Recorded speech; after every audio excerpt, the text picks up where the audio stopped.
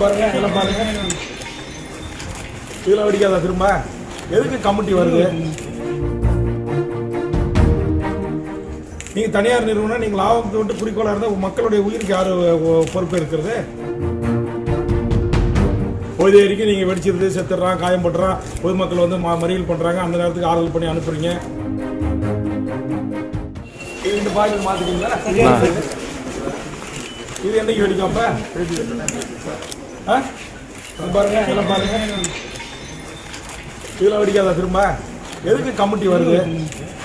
Collector, assembly secretaries எல்லாரும் நாங்கள் இவ்வளோ பேர் சரி எம்எல்ஏஸு வந்து உங்ககிட்ட ஷிப்காட்டில் வந்து பரிந்துரை பண்ணிட்டு போகிறோம். இந்த மாதிரி காலான பாய்லர்லாம் மாற்றணும் பண்ணிட்டோம் அப்படின்னு. இதெல்லாம் பாருங்கள். 350 உயிருக்கு உத்தரவாதம் உண்டா? நீங்கள் தனியார் நிறுவனம், நீங்கள் லாபத்தை விட்டு குறிக்கோளாக இருந்தால் மக்களுடைய உயிருக்கு யார் பொறுப்பு இருக்கிறது? 350 தொழிலாளிக்கு யார் பொறுப்பு இருக்கிறது?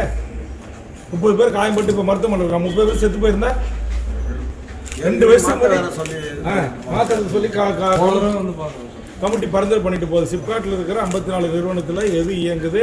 அதில் 17 நிறுவனம் அபாயகரமான நிறுவனம், அபாயகரமான கெமிக்கல்ஸை வந்து நீங்கள் பர்மிஷன் வாங்கி வச்சுருக்கீங்க. இதை கையாளும் போது ரொம்ப பாதுகாப்பாக கையாளணும்.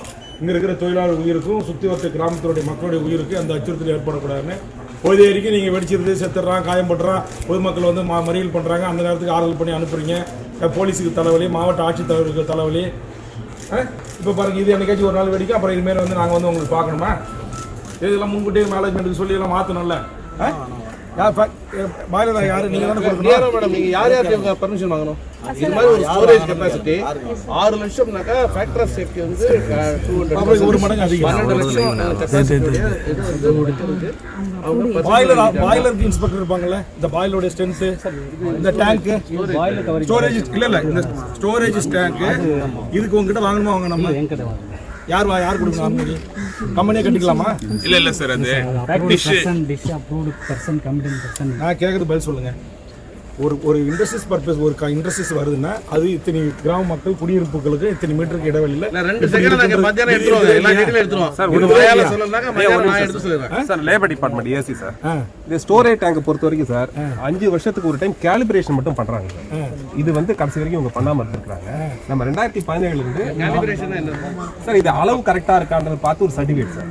அதுக்கு வந்து ஸ்டோரேஜ் டேங்க் யார் கொடுக்கணும்? ஸ்டோரேஜ் டேங்க் சொல்லிட்டு ஒரு டெப்டி இன்ஸ்பெக்டர் இருக்காங்க சார், சென்னையில் இருக்காங்க. லேபர் இல்லையா? ஆமா சார். தமிழ்நாடு அரசு உரிமை குழு கடந்த 2 ஆண்டுகளுக்கு முன்பாக கடலூர் மாவட்டத்திற்கு வருகை வந்தபோது சிப்காட்டு வளாகத்தில் சில அனுமதி இல்லாத நிறுவனங்கள் இயங்குவதாக, மிகப்பெரிய அளவில் மாசு ஏற்படுவதாகவும், இந்த தொழிலாளர் பாதுகாப்பு இல்லாத ஒரு சூழலும், இப்பகுதி பொதுமக்களுக்கு பாதுகாப்பு இல்லாத ஒரு சூழலும் சில பாய்லர்கள், சில ஸ்டோரேஜ் டேங்கு, சில பைப்லைன்கள், சில சிமிழிகள் இயங்குவதாக குற்றச்சாட்டு எழுந்து அந்த அடிப்படையில் சட்டமன்றத்தில் நான் கவனஈர்ப்பு தீர்மானம் கொண்டு வந்து அந்த உறுதிமொழியை நிறைவேற்றுகின்ற வகையில் ஆய்வுக்கு உட்படுத்தப்பட்டு அப்போது சில பரிந்துரைகளை நாங்கள் செய்திருந்தோம்.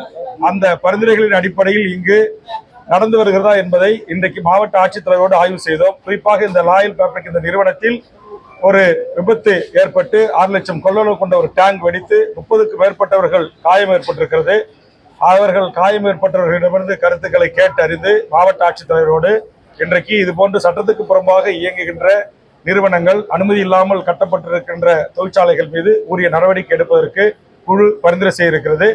இது முறையாக பாதுகாக்கப்பட்டு தமிழ்நாடு அரசு, ஒன்றிய அரசு, மாசு கட்டுப்பாட்டு வாரியம் உள்ளிட்ட அதனுடைய டேர்ம் ஆஃப் கண்டிஷன் என்று சொல்லக்கூடிய அந்த உத்தரவுகளுக்கு இணங்க இந்த நிறுவனம் இதை எல்லாத்தையும் புனரமைத்து மாற்றி அமைக்கின்ற வரையில் இந்த நிறுவனம் இயங்குவதற்கு அனுமதிக்க கூடாது என்று மாவட்ட ஆட்சித்தலைவருக்கு, மாவட்ட நிர்வாகத்திற்கு தமிழ்நாடு சட்டப்பேரவை அரசு உரிமை குழு பரிந்துரை செய்திருக்கிறது.